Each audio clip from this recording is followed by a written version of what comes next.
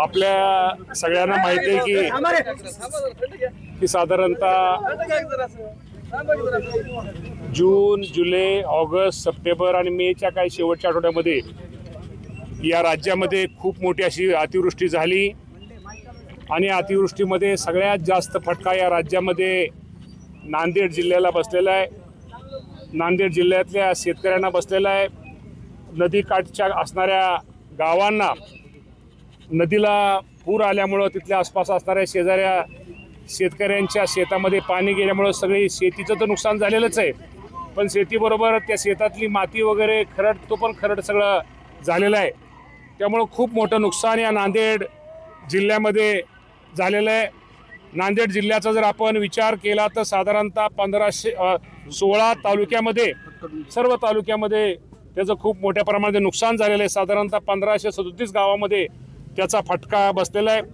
साधारणतः शेतकऱ्यांचा जर विचार केला तर 8.25 लाख शेतकऱ्यांना त्याच्या शेतामध्ये असणाऱ्या पिकामध्ये त्याचा फटका बसलेला आहे। साधारणतः 16,21,000 एवढं क्षेत्र तिथं हे पिकाचं खूप मोठ्या प्रमाणामध्ये नुकसान हे एकट्या नांदेड जिल्ह्यामध्ये झालेलं आहे।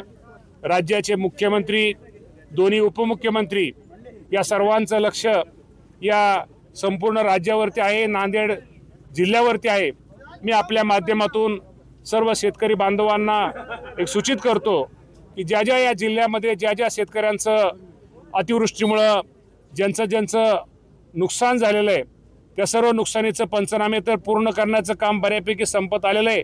अजूनही बऱ्याच ठिकाणचे ज्यांचे पंचनामे राहिलेत शेतीच्या पिकांचे ते शेती पिकाचे पंचनामे लवकरात लवकर पूर्ण करून जे माझ्या शेतकऱ्यांचं नुकसान झालंय शासनाच्या वतीनं त्यांना मदत केली जाईल। सोमवारपासूनच मला वाटतं त्याचं पोर्टलवर मला वाटतं त्याचं अपलोड करायचं काम सुरू आहे आणि सोमवारपासून मदत द्यायला सुरुवात ही निश्चित प्रकारे होणार आहे।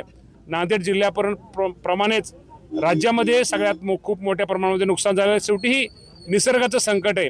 आपल्या सगळ्यांना माहित आहे की हे हवामान बदल आहे। पाऊस एकाच दिवशी खूप जोरात जो वर्षाची सरासरी आपली एवढी असते एकाच दिवशी एवढा मोठा पाऊस पडतोय। शेवटी हे निसर्गाचं संकट आहे। शेवटी निसर्गाच्या संकटाला आपल्या सगळ्यांना सामोरं हे जावंच लागणार आहे आणि त्यामुळे जावं लागणार। त्यामुळे मला शेतकरी बंधूंनी अजिबात काळजी करू नये।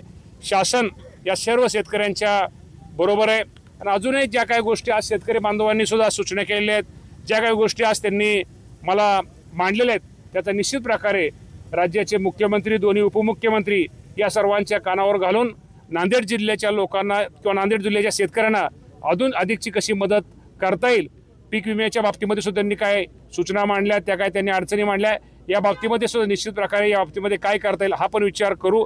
आणि ज्यांनी ते सांगितलं की जी रक्कम आहे ती रकमेमध्ये वाढ ही कोल्हापूरच्या धर्तीवरती झाली पाहिजे ही सूचना मांडली।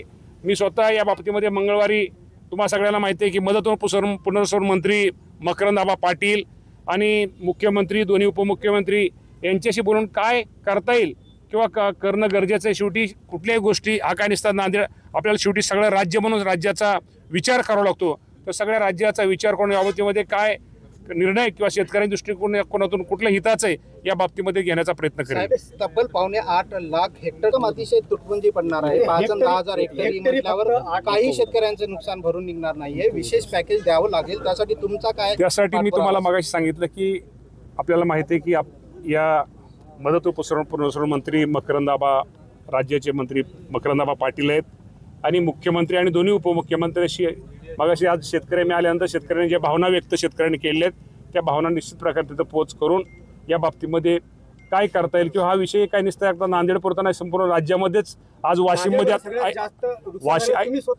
आकडेवारी 100% नाशिक, यवतमाळ म्हणजे असे आता बरेच जिल्हे झालेत, परंतु नांदेडचं नुकसान सगळ्यात जास्त आहेत।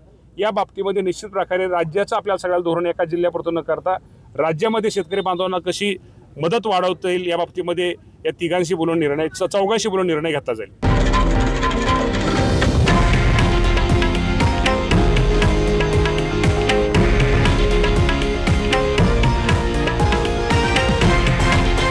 हे आहे देशातील नंबर 1 न्यूज नेटवर्क आणि आपण पाहत आहात TV9 मराठी, एकमेव।